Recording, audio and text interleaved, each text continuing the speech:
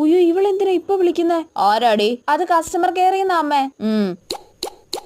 ആരാടി ഇങ്ങനെ ചറവറ മെസ്സേജ് അയക്കുന്നേ? അത് ഫോൺ എടുക്കാത്തോണ്ട് കസ്റ്റമർ കെയറിൽ നിന്ന് റീചാർജ് ചെയ്യാൻ മെസ്സേജ് അയക്കുന്ന അമ്മേ.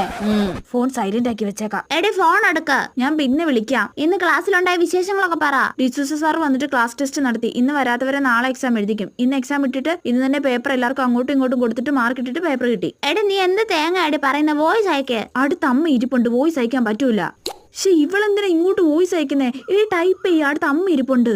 നല്ല സ്റ്റിക്കേഴ്സ് മാത്രം അയക്കാം, അടുത്ത അമ്മ ഇരിപ്പുണ്ട്. ചേടാ മര്യാദക്ക് വോയിസ് അയക്കടി. നിക്ക് ഇപ്പൊ അയക്കാം. അമ്മ ചൂടുവെള്ളം ഉണ്ടോ അമ്മ? ഒന്ന് എടുത്തു തരുവോ? അടുക്കളയിൽ കാണും, വേണമെങ്കിൽ എടുത്തുകൂടി. ആ ശരി. എക്സാം ഇട്ടായിരുന്നു, എനിക്ക് 28 മാർക്ക്. എക്സാം ഇട്ടായിരുന്നു, എനിക്ക് 28 മാർക്ക്. എനിക്ക് അമ്മയുടെ മുന്നിൽ വെച്ച് പറയാൻ പറ്റുമോ? ഞാൻ ടൈപ്പ് ചെയ്ത് അയച്ചേ. നീ വെള്ളം കുടിച്ച് കഴിഞ്ഞില്ലേടി? ആരോടാ ഇങ്ങനെ സംസാരിക്കുന്നേ? അയ്യോ അമ്മ എന്നെ തെറ്റിദ്ധരിച്ച് കാണുമോ എന്തോ. ഞാൻ ലവർക്ക് എങ്ങാനും വോയിസ് അയക്കാമെന്ന് വിചാരിച്ചു കാണുമോ?